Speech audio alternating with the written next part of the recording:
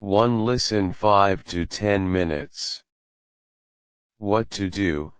Listen to English every day. How? Watch a short YouTube video, listen to an English podcast, or watch an English news clip. Tip: don't worry if you don't understand everything at first. Just train your ears to the sound. To learn 3 new words 5 minutes. What to do? Pick just 3 daily use words or phrases. How? Write down their meanings and see how they are used in a sentence.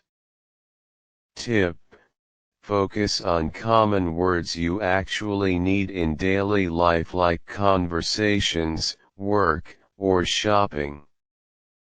3. Speak out loud 5 minutes. What to do? Open your mouth and speak. How? Read a short paragraph loudly, or look in the mirror and talk about your day for 2 minutes in English. Tip: don't worry about grammar mistakes. The goal here is confidence and muscle memory for your tongue. 4. Write 2 sentences 2 minutes. What to do? Put your thoughts on paper. How? Write just 2 simple lines in a diary or on your phone about how your day went, or use the 3 new words you learned.